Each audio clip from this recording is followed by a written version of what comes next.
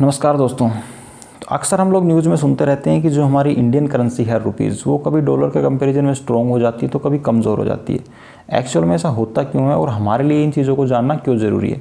देखो, मुझे लगता है कि जो हमारे देश के अंदर 90% लोग हैं उनको ये चीज़ें समझ नहीं आती, और उन्हीं में से कुछ लोग इनको पॉलिटिक्स से कनेक्ट करना भी स्टार्ट कर देते हैं। वैसे भी इस सोशल मीडिया के युग के अंदर आपको पता है, सोशल मीडिया पर काफ़ी नेगेटिव थिंग्स भी होती है और पॉजिटिव थिंग्स भी होती है। बट जो नेगेटिव थिंग्स होती है वो हमारे दिमाग पर काफ़ी तेज़ी से असर डालती हैं as compared to positive things. तो इसलिए हमारे पास हर चीज़ की इतनी नॉलेज होना ज़रूरी है कि हम खुद डिसीजन ले सकें कि क्या हमारे लिए सही है और क्या हमारे लिए गलत है। तो मैं इसको बिल्कुल एक कॉमन एग्जांपल और एक सिंपल एग्जांपल की हेल्प से आपको समझाने की कोशिश करूँगा, क्योंकि जो कॉमन एग्जांपल है वो एक आम आदमी की समझ में भी आसानी से आ जाता है। तो इसके लिए मैं एक एग्जांपल लेता हूँ, एक vegetable that is tomato. Tomato मतलब टमाटर, क्योंकि टमाटो को एक आम आदमी ने भी देखा भी है, समझा भी है, और वो इसके गणित को आसानी से समझ भी सकता है।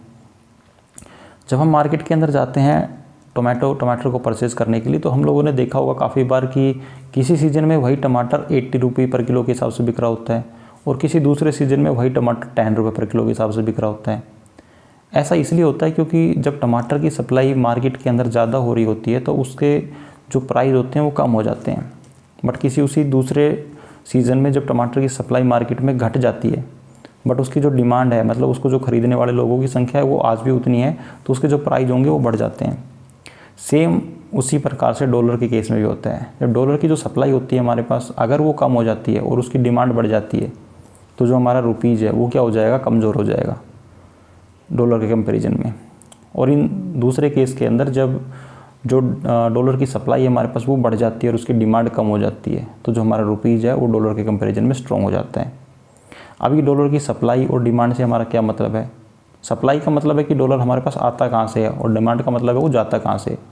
जैसे टमाटर हमारे पास आता कहाँ से है, खेतों से आता है, और जाता कहाँ पर है, वो हमारे घरों में यूज़ होता है। सेम उसी प्रकार से जो हमारे पास डॉलर है वो कहाँ से आता है हमारे पास। तो डॉलर हमारे पास आता है जब हम कुछ चीज़ एक्सपोर्ट करते हैं, किसी दूसरे देश को हम कोई चीज़ बेचते हैं तो उसके बदले में हमें डॉलर मिलता है। जब कोई विदेश से बच्चे हमारे देश के अंदर पढ़ने आते हैं तो वो डॉलर लेके आते हैं, उससे हमारे देश को डॉलर मिलता है।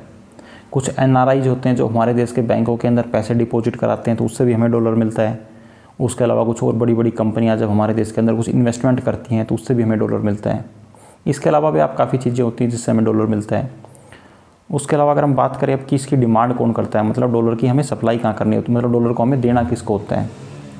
अब जब हम किसी दूसरे देश से कोई चीज़ इंपोर्ट करते हैं, उनसे आप कोई चीज़ मंगाते हैं अपने देश के अंदर, तब हमें उनके बदले में उसको डॉलर देना पड़ता है।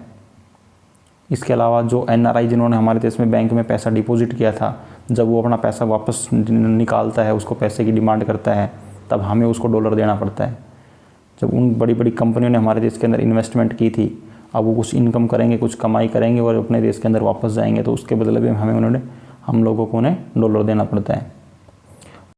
अगर आपको सिंपल गणित समझ में आया तो मुझे लगता है कि जब फ्यूचर में कभी भी आप दोबारा से डॉलर और रुपीज़ का कंपैरिजन देखते हो तो आप इजीली अंदाज़ा लगा सकते हो कि एक्चुअल में ऐसा हो क्यों रहा है। अभी 2 दिन पहले जस्ट मैंने न्यूज़ में देखा था कि जो हमारा इंडियन रुपीज़ है डॉलर के कंपैरिजन में अभी तक के सबसे पुअर कंडीशन पे पहुंच चुका है। उसकी क्या कुछ रीजंस है, देखो, 1-2 जर्नल रीजंस मैं आपको बता देता हूँ। जैसे मैंने अभी आपको बताया कि जो कुछ बड़ी बड़ी विदेशी कंपनियाँ हमारे देश के अंदर इन्वेस्टमेंट करती है, तो उन्होंने अपना इन्वेस्टमेंट वापस लेना स्टार्ट कर दिया है, क्योंकि हमारा जो सेंसेक्स है वो अभी कुछ टाइम पहले काफ़ी ऊपर पहुंच गया था और उसने अभी धीरे धीरे डाउन आना स्टार्ट कर दिया है। तो जो विदेशी कंपनी है जिन्होंने भारत में इन्वेस्टमेंट कर रखा था वो अपना इन्वेस्टमेंट वापस निकाल रहे हैं। उसकी वजह से जो हमारी इंडियन गवर्नमेंट है उनको उनके बदले में डॉलर वापस देने पड़ रहे हैं। साथ ही साथ जो हम विदेशों को माल बेचते हैं उसके कंपैरिजन में हम विदेशों से माल जो खरीदते हैं वो ज़्यादा खरीद रहे हैं, मतलब हम इंपोर्ट ज़्यादा कर रहे हैं एज़ कम्पेयर टू एक्सपोर्ट।